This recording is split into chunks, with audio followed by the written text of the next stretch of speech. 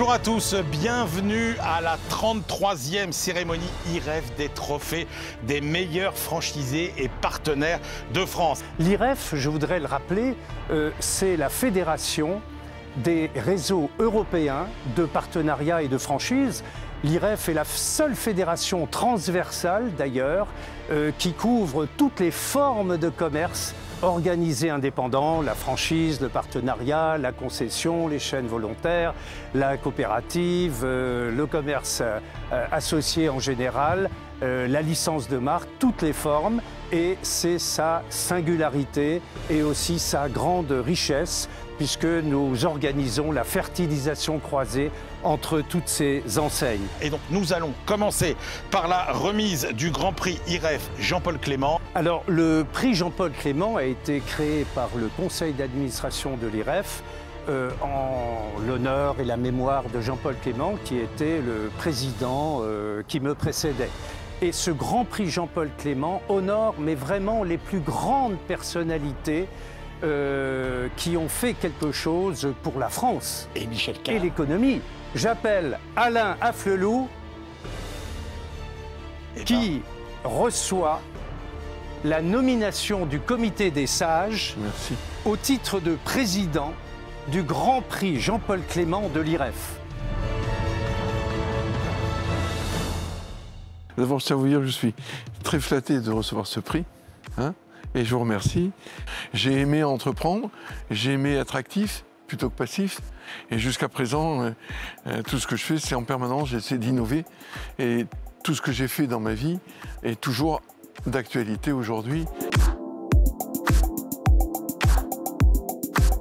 En termes de savoir-être, c'est la complicité, la proximité avec les équipes qui peut aller jusqu'à la complicité, avec aussi un peu d'autorité. Mais lorsqu'elle est naturelle, c'est toujours mieux. Cette année, on ouvre quand même 38 licences.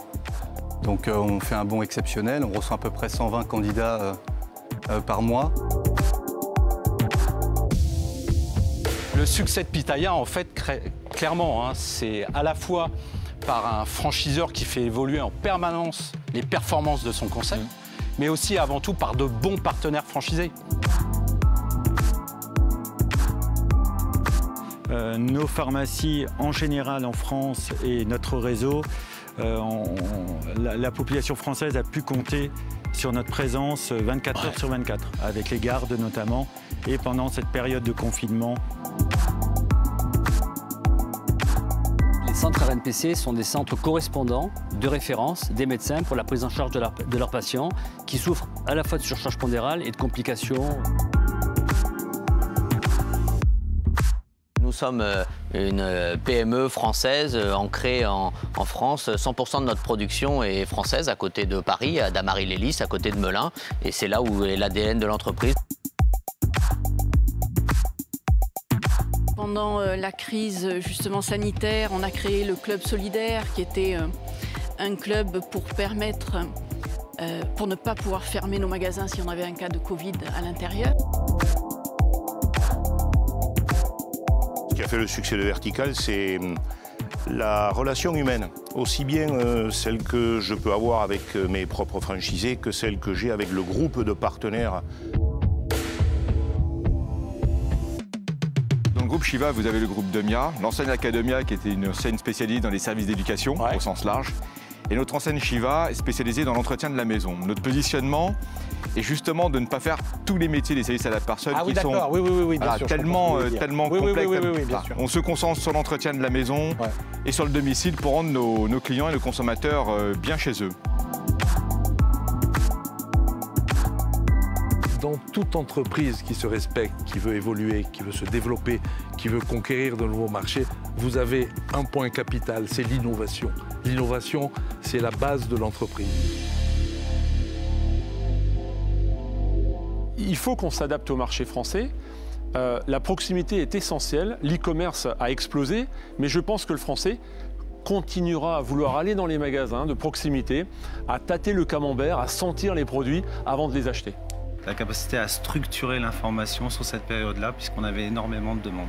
Et au final, ça nous permet de sortir une année à plus 15%. Et puis, on a développé de réseaux, c'est plus un réseau familial. Et ça a créé vraiment une dynamique, une solidarité, un engouement, une mobilisation de tous les salariés. Et ça, c'est assez exceptionnel. Qu'est-ce qui nous semble essentiel, notamment la communication avec notre réseau, avec nos franchisés, avec les équipes. Nous, comment on l'a fait? On a travaillé beaucoup à distance. On a pris aussi le virage du digital avec beaucoup de cours collectifs en ligne. Tout d'abord, je tiens très sincèrement à remercier et à féliciter l'ensemble de nos exploitants. Et au moins, je voulais féliciter et remercier notamment l'ensemble du réseau qui a su super bien rebondir. On nous a demandé vraiment un accompagnement encore plus proche de nos clients. Parce qu'on a un réseau qui a été combatif, qui s'est super débrouillé, qui a été inventif, qui a trouvé des nouvelles solutions. En fait, qui permet d'apporter un service à la population sur des espaces qui étaient inexploités à ce jour, sur des sites protégés par exemple. Et je voudrais saluer tous nos franchisés qui ont joué le jeu.